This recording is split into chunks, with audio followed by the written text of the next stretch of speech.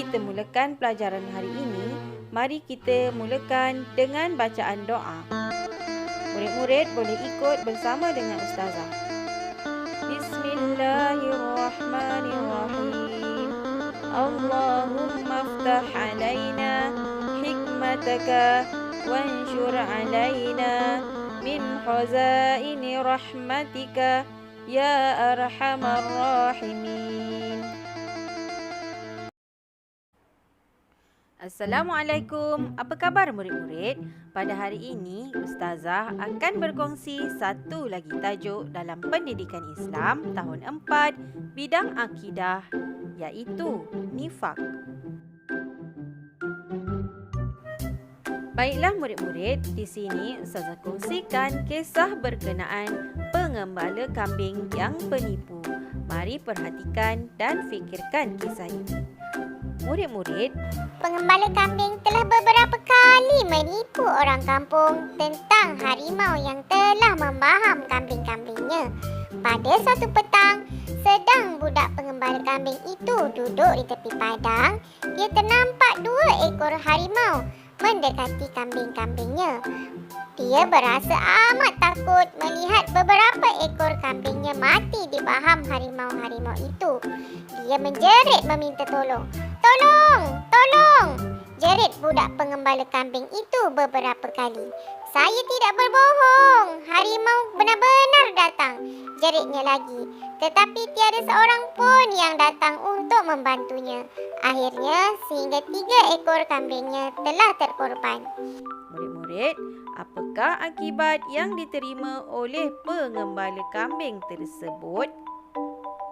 Cuba fikirkan. Murid-murid, seterusnya mari kita teliti dan fahami apakah yang dimaksudkan dengan nifak.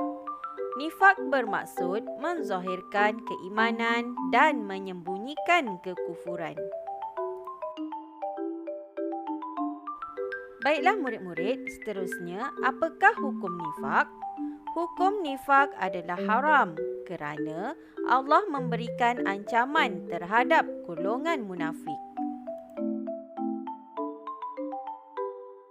Baiklah murid-murid, seterusnya apakah dalil pengharaman nifak? Sebagaimana firman Allah Subhanahu wa taala, A'udzubillahi minasyaitonir rajim. Innal munafiqina fid darkil asfali minan nar. Surah An-Nisa ayat 145. Maksudnya, sesungguhnya orang-orang munafik itu ditempatkan pada tingkatan yang paling bawah daripada lapisan neraka. Baiklah murid-murid, Nabi Muhammad SAW telah menyatakan ciri-ciri munafik dengan jelas sebagaimana sabda Nabi Muhammad SAW an Abi Hurairah radhiyallahu anhu qala Rasulullah sallallahu alaihi wasallam, ayatul munafiqi salasun, iza haddasa kazaba, wa iza wa'ada akhlafa, wa iza tumina khana. Maksudnya daripada Abu Hurairah radhiyallahu anhu bahawa Nabi sallallahu alaihi wasallam bersabda, tanda munafik itu ada 3. Apabila bercakap, dia berdusta. Apabila berjanji, dia mungkir. Bila diberi sesuatu amanah, dia khianat. Riwayat Al-Bukhari. Baiklah murid-murid, seterusnya mari kita lihat dan ingat bahagian nifak. Nifak terbahagi kepada 2, iaitu yang pertama nifak i'tiqad dan yang kedua nifak amalan. Apakah yang dimaksudkan dengan nifak i'tiqad? Nifak i'tiqad ialah tidak beriman dengan ajaran Islam namun berpura-pura seperti beriman dengannya. Manakala nifak amalan, yang pertama berdusta, yang kedua memungkiri janji dan yang ketiga mengkhianati amanah. Baiklah, seterusnya, apakah faktor yang mendorong kepada nifak? Yang pertama, kelemahan iman kerana selalu melupakan Allah Subhanahu Wa Taala. Faktor yang kedua, tidak jujur dan mudah melakukan khianat. Yang ketiga, kurang bersyukur dengan nikmat yang dikurniakan Allah Subhanahu Wa Taala. Yang keempat, haloba dengan keduniaan sehingga melakukan kezaliman. Baiklah murid-murid, seterusnya, apakah perkara yang boleh menyebabkan nifak? Antara perkara yang boleh menyebabkan nifak ialah yang pertama, apabila bercakap, dia berdusta. Yang kedua, apabila berjanji, dia mungkir. Dan yang ketiga, apabila diberikan sesuatu amanah, dia khianati. Baiklah murid-murid, mari kita baca dan ingat. Apakah kesan nifak dalam kehidupan? Yang pertama, terhadap individu. 1. Dibenci masyarakat. Yang kedua, hilang rakan dan taulan. Yang ketiga, sentiasa berada dalam keresahan dan ketakutan. Baiklah, seterusnya, kesan nifak dalam kehidupan iaitu terhadap keluarga. Yang pertama, hilang rasa kasih dan sayang. Yang kedua, tiada hormat menghormati sesama anggota keluarga. Yang ketiga, timbul perasaan curiga. Baiklah murid-murid, seterusnya, kesan nifak dalam kehidupan terhadap masyarakat. Yang pertama, melemahkan perpaduan dan kesatuan. Yang kedua, sentiasa berbalah dan bergaduh. Yang ketiga, hilang nilai dan akhlak bermasyarakat. Baiklah, seterusnya, apakah kesan nifak dalam kehidupan terhadap negara? Yang pertama, berlakulah jenayah, penindasan dan kezaliman. Yang kedua, umat mundur dan lemah. Yang ketiga, mudah dikuasai dan dijajah. Baiklah murid-murid, seterusnya mari kita saksikan persembahan bicara berirama.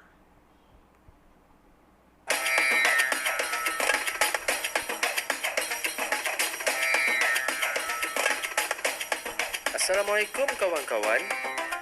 Waalaikumsalam warahmatullahi wabarakatuh. Tahukah kawan-kawan bagaimana cara menjauhi nifak dalam kehidupan? Nifak? Tidak. Kami tidak tahu. Tak tahu? Baiklah, dengar elok-elok ya. Untuk menjauhi nifak, kita perlu tingkatkan keimanan kepada Allah dengan berzikir, berdoa dan bertadabbur Al-Quran. Oh, begitu ya. Ada lagi. Kita perlu menambah ilmu agama dan beramal dengannya. Oh, baru kami faham. Alangkah bagus kalau kita jauhi nifak. Betul. Ada lagi. Selain itu, kita perlulah memikirkan tentang keburukan nifak. Apa keburukannya? Apa? Kita dimurkai Allah dan dibenci oleh manusia. Oleh itu, kita hendaklah sentiasa bermuhasabah. Ish. Kalau begitu, kita mestilah berakhlak mulia dan bersyukur kepada Allah. Mulai hari ini, kami berjanji akan menjauhi nifak dalam kehidupan kami. InsyaAllah. Baiklah murid-murid, berdasarkan persembahan bicara berirama sebentar tadi, telah disimpulkan di sini cara untuk menjauhi nifak. Yang pertama, tingkatkan keimanan kepada Allah dengan berzikir, berdoa dan bertadabbur Al-Quran. Yang kedua, perlu menambah ilmu agama dan beramal. Yang ketiga, perlu memikirkan tentang keburukan nifak. Yang keempat, kita hendaklah sentiasa bermuhasabah. Yang kelima, berakhlak mulia dan bersyukur kepada Allah. Baiklah murid-murid, seterusnya, apakah keburukan nifak? Antara keburukan nifak ialah yang pertama, dimurkai Allah. Yang kedua, dibenci oleh manusia. Yang ketiga, mendapat dosa. Yang keempat, mendapat balasan neraka. Yang kelima, dipandang hina oleh masyarakat. Baiklah murid-murid, sebagai rumusan untuk pelajaran kita pada hari ini, nifak merupakan sifat yang dikeji dan sangat dilarang oleh Islam. Sebagai seorang Muslim, kita wajib menjauhi sifat nifak agar hidup kita diredai Allah Ta'ala.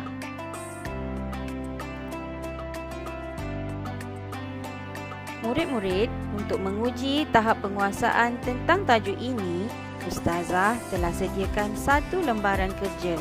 Diharap murid-murid dapat menjawab semua soalan yang diberikan. Murid-murid boleh ulang semula video ini untuk lebih menguasai pelajaran kita hari ini.